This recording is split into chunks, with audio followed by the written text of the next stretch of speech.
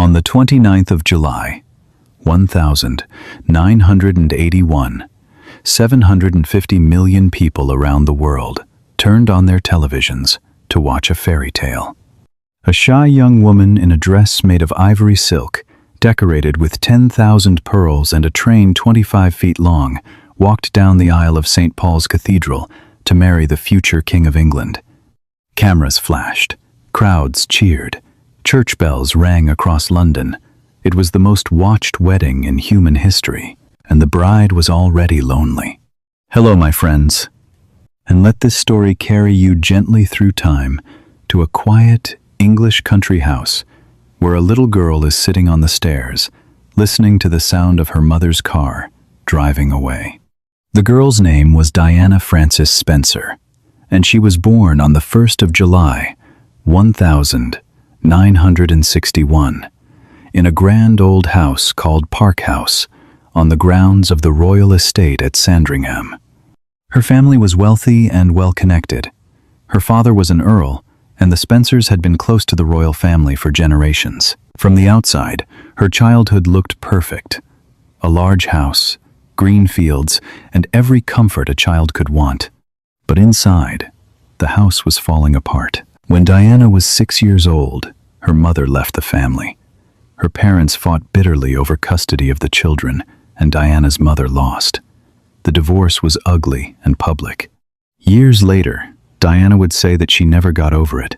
The sound of her mother's footsteps on the gravel, the noise of the car engine growing quieter and quieter, and the heavy silence that filled the house after she was gone.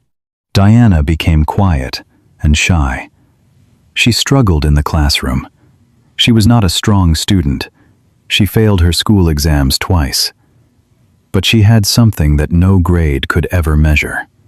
She had a gift for connection. She noticed when someone was sad. She remembered people's names. She looked directly into people's eyes when she spoke to them, as if to say, "I see you." Even as a young girl, she had a natural talent for making people feel that they mattered. She loved dancing. For years, she dreamed of becoming a professional ballerina. She practiced for hours, graceful, disciplined, lost in the music. But she grew too tall. At 5 feet 10 inches, she was simply too tall for classical ballet. That dream ended quietly, without anyone noticing. She loved children, and children loved her. After leaving school, Diana moved to London, shared a flat with 3 friends, and found work as an assistant at a nursery school, helping take care of small children. She cleaned up after them, read them stories, tied their shoes. She was 19 years old, gentle, kind, and completely unprepared for what was about to happen. Prince Charles, the eldest son of Queen Elizabeth II and the heir to the British throne, was 13 years older than Diana. He was serious, thoughtful, and under enormous pressure from his family to find a suitable wife. The royal family had strict requirements. The future queen had to come from the right kind of family, with no scandals and no past relationships that the newspapers could use against her. Diana fit every requirement perfectly. They had met a few times before, at family gatherings and country weekends. Charles began to pay attention to her. They went on a handful of dates, no more than 12 or 13 meetings in total, before Charles made his decision. In February 1981, he proposed. Diana said yes. She was 19 years old. She believed she was stepping into a fairy tale. The moment the engagement was announced, Diana's life changed completely. Reporters followed her everywhere. Photographers camped outside her flat. She could not walk to the shops, visit a friend, or drive to work without cameras pointing at her face. She went from being an unknown teenager to the most photographed woman in the world overnight. And in that first interview together, a reporter asked Charles a simple question. "Are you in love?" Diana smiled and said, "Of course." Charles paused. Then he said, "Whatever in love means." Diana's smile did not change. But years later, she said those words stayed with her like a stone in her chest. The wedding, on that warm July day, was designed to look like a dream come true. 2,000 guests filled St. Paul's Cathedral. Millions more lined the streets of London, waving flags and throwing flowers. Around the world, people set their alarm clocks and stayed up through the night just to see the moment the shy young nursery teacher became the Princess of Wales. But behind the cameras, behind the music, and the cheering crowds, the marriage was already cracking. Charles had never fully ended his relationship with another woman, Camilla Parker Bowles. Diana sensed it before the wedding. She found a bracelet that Charles had ordered as a gift for Camilla. She confronted him. She considered calling the whole thing off, but the invitations had been sent. The dress was made. The entire world was watching. She felt trapped.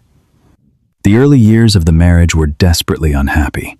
Diana suffered from loneliness and from bulimia, a serious eating disorder that she kept hidden from the public for years. The cold formality of royal life pressed down on her like a weight. She had entered the most famous family in the world, and she had never felt more alone. The palace ran on ancient rules and rigid schedules. Emotions were not discussed. Weakness was not permitted. Hugs were rare. Privacy did not exist. Diana gave birth to 2 sons, William, born in 1982, and Harry, born in 1984. She loved them with a fierce, protective love that broke every rule of royal tradition. She took them to amusement parks and fast food restaurants. She waited for them at the school gate like any ordinary mother. She hugged them in public, something that royal parents almost never did. She was determined that her boys would know what it felt like to be touched, to be held, to be loved without distance or formality. As her marriage crumbled, Diana found something she had never had before: her own voice. She had always been photographed, the beautiful princess in the elegant dress, the face on every magazine cover. But now, she began to use that attention for something far more powerful than fashion. She turned the cameras toward the people the world had chosen to forget. In April 1987, Diana visited the first purpose-built AIDS ward in Britain, at the Middlesex Hospital in London. At that time, AIDS was surrounded by fear and ignorance on a scale that is hard to imagine today. Many people believed you could catch the disease simply by touching someone who had it. Patients were isolated, abandoned by friends and family, left to die alone in hospital rooms that no one else would enter. Even some doctors and nurses wore double gloves and refused to make physical contact. Diana walked into the ward. The cameras followed her. She met a young man who was dying. He sat in his bed, thin and pale, waiting for the kind of visit that royal people gave polite words from a safe distance. A wave, a careful smile. Diana took off her gloves. She reached out her bare hand, and she held his. No gloves, no barrier, no fear. Just one human being holding the hand of another. That single image was shown on television screens around the world. It did more to change public understanding of AIDS than almost any scientific announcement or government campaign.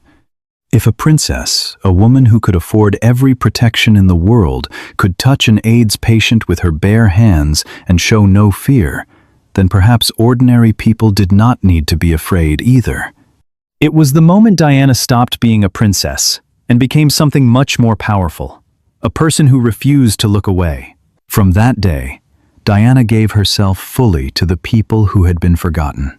She visited hospitals for leprosy patients in Indonesia and Nepal, holding hands that others would not go near.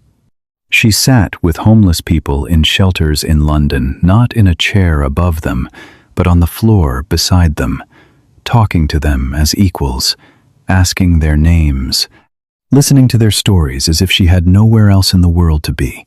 She held dying children in hospitals in Africa. She visited refugees, orphans, and people suffering from diseases that the rest of the world preferred not to think about. She did not just arrive for photographs and leave. She sat down, she stayed, she came back. In January 1997, Diana traveled to Angola, a country torn apart by decades of civil war.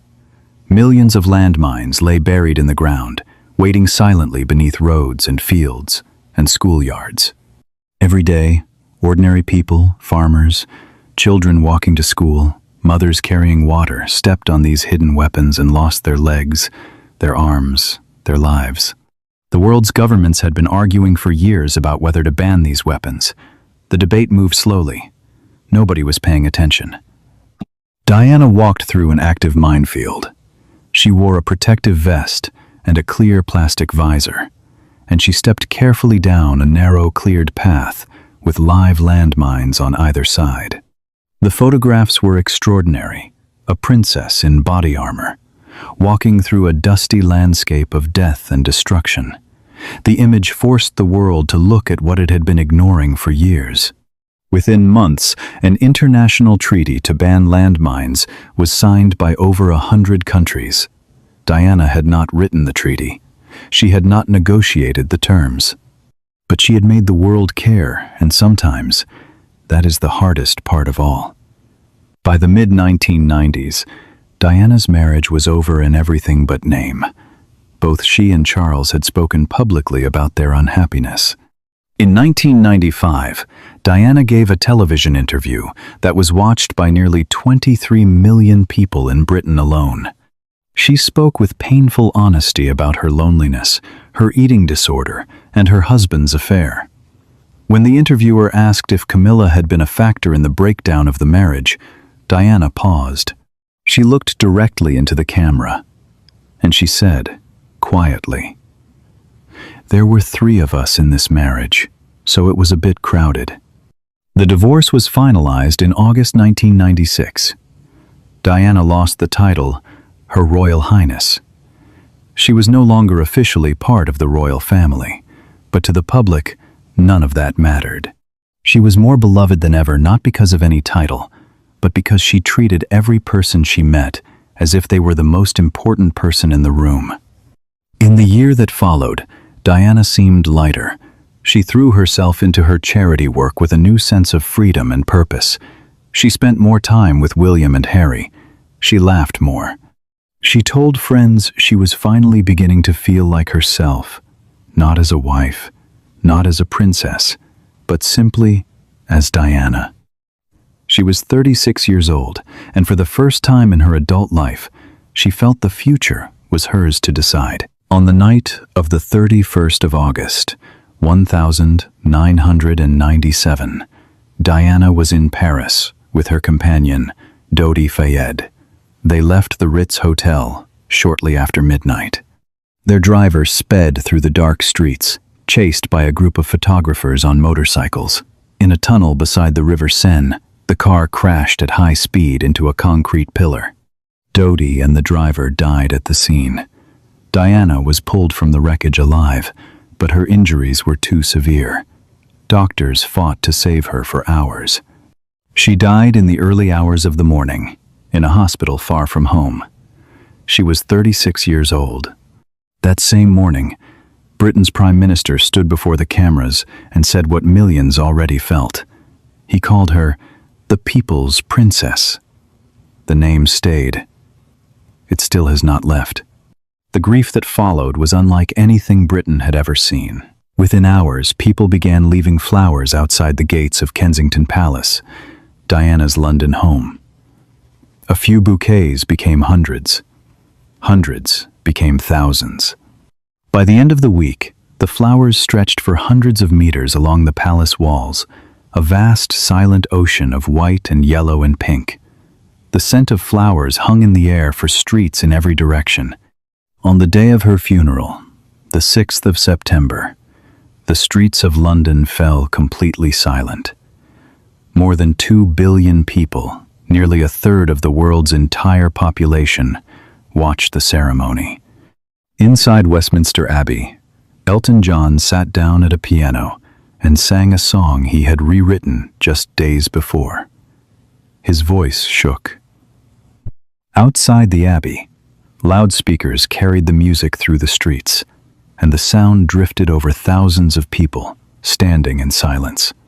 Diana's sons, William and Harry, just 15 and 12 years old, walked behind their mother's coffin through the streets of London. Their faces were still. Their steps were steady. A nation watched two boys say goodbye to their mother in front of the entire world. And in the crowd, ordinary people wept openly. People who had never met her, who had no connection to her family, who simply felt that someone who had cared about them was gone. And so, my friends, the story of the shy girl who became the most loved woman in the world comes gently to its close. Diana was not a scientist.